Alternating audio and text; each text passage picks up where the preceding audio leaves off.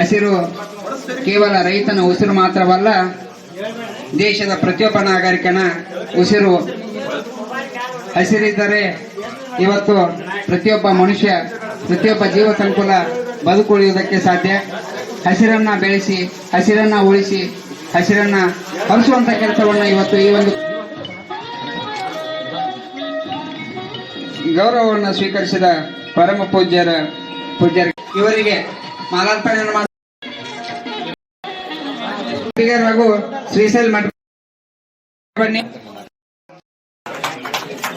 ಭೀಮಾ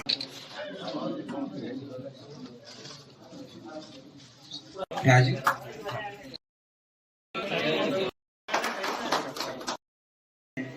ಉಡುಪಿ, ಮಂಗಳೂರು ತಾನಾಗೇ ಗಿಡಗಳು ಎದ್ದು ಬೆಳೆದು ಕಾಡು ಬೆಳೀತಾ ಇದೆ. ಇಲ್ಲಿ ಪರ್ಟಿಕ್ಯುಲರ್ ಆಗಿ ಒಣ ಬೇಸಾಯದಲ್ಲಿ ಸಸಿಗಳನ್ನು ನೆಡಬೇಕಾಗುತ್ತದೆ. ವಿಶ್ವ ಪರಿಸರ ದಿನಾಚರಣೆಯನ್ನ ಅವರು ಬೆಳೆಸೋದಕ್ಕಿಂತಲೂ ನಾವು ಹೆಚ್ಚು ಬೆಳೆಸಿ ತೋರಿಸಬೇಕಾಗಿದೆ. ನಮ್ಮಲ್ಲಿ ಮಳೆಗಾಲ ಕಡಿಮೆ ಆಗಲಿಕ್ಕೆ ಕಾರಣ ಏನಪ್ಪಾ ಅಂತಂದ್ರೆ ನಮ್ಮಲ್ಲಿ ಗಿಡಗಳಿಲ್ಲ, ಒಣ ಬೇಸಾಯ.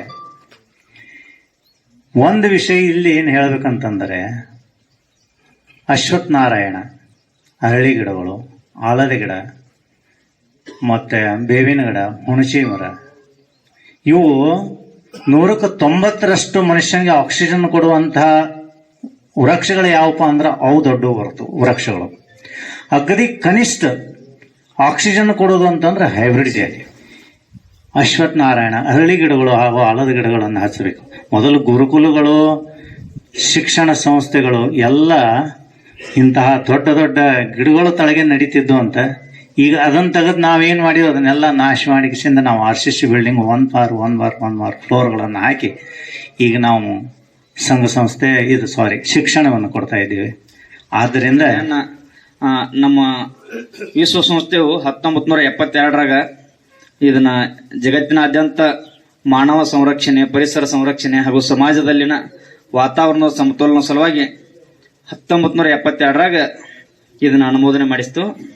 ಹೀಗಾಗಿ ಈ ವಿಶ್ವ ಪರಿಸರ ದಿನಾಚರಣೆ ಇದೆಯಲ್ಲ, ಬಹುಶಃ ನಮ್ಮ ವಿಶ್ವದಲ್ಲಿ 143 ದೇಶಗಳಲ್ಲಿ ಇದನ್ನ ಆಚರಣೆ ಮಾಡ್ತಾರ. ಹಿಂಗಾಗಿ ಇದನ್ನ ನಾವು ಕೂಡ ಈ ಪರಿಸರದ ಕಾರ್ಯಕ್ರಮದ ಬಗ್ಗೆ ತುಂಬಾ ಖುಷಿ ಆಗೈತಿ. ಅದೇ ರೀತಿಯಾಗಿ ಮತ್ತೋರ್ವ ಅತಿಥಿಗಳಾಗಿ ಆಗಮಿಸಿದ ಡಾಕ್ಟರ್ ವಸಂತ್ ಪಡ್ತಾರೆ ಅವರು ಕಾರ್ಯಕ್ರಮವನ್ನು ಉದ್ದೇಶಿಸಿ ಮಾತನಾಡಬೇಕಂತ ಅವ್ರಿಗೆ ವಿನಂತಿ ಮಾಡ್ಕೊಳ್ತೀನಿ. ಸಮಾಲೋಚನೆ ಮಾಡಿ ಒಂದು ಸಭೆಗಳನ್ನು ಮಾಡ್ತಾರೆ. ಸಭೆಗಳನ್ನು ಮಾಡಿ ಅವ್ರು ಏನ್ ಮಾಡ್ತಾರು, ನಾವ್ ಹಿಂಗೆ ಎಲ್ಲರೂ ಮಾನವ ಕುಲ, ಇಡೀ ಪ್ರಪಂಚ ಅಂದ್ರೆ ಮಾನವ ಕುಲ, ನಾವೆಲ್ಲರೂ ಇದ್ರ ಬಗ್ಗೆ ಸಮಾಜದಲ್ಲಿ ಜನಜಾಗೃತಿಯನ್ನು ಮೂಡಿಸ್ಬೇಕು.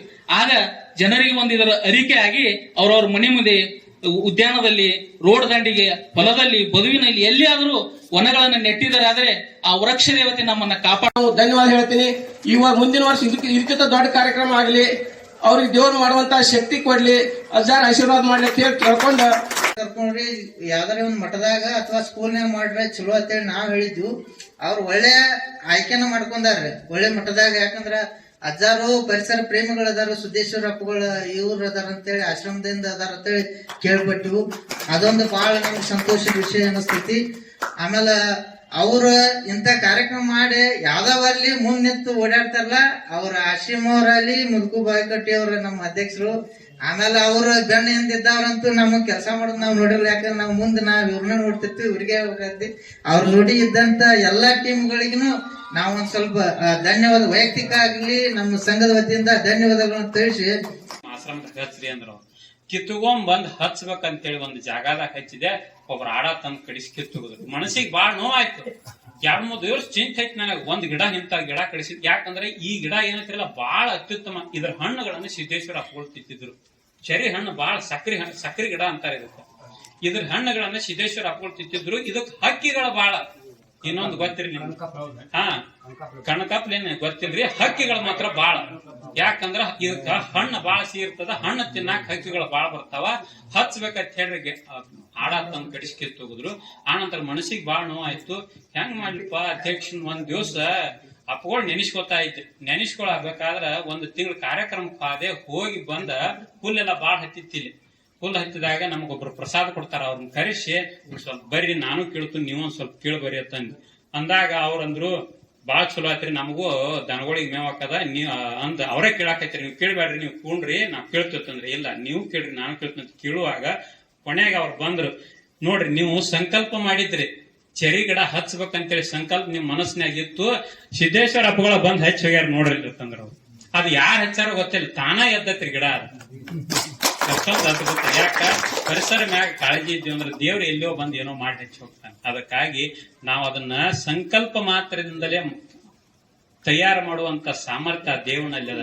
ಅದಕ್ಕಾಗಿ ಅಂತ ಒಂದು ಸಂಕಲ್ಪ ನಮ್ಮಲ್ಲಿ ಸಾಕಷ್ಟು ಭೂಮಿ ಅದ.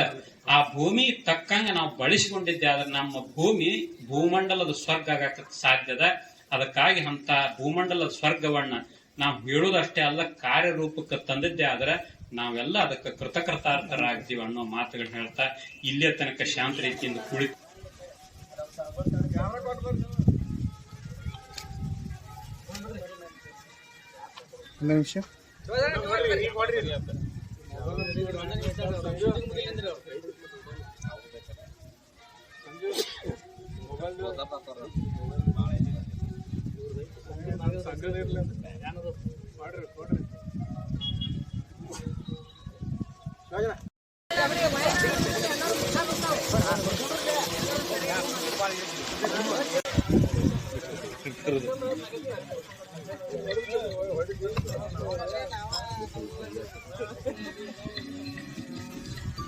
ಸ್ಪೀಡ್ ರೀ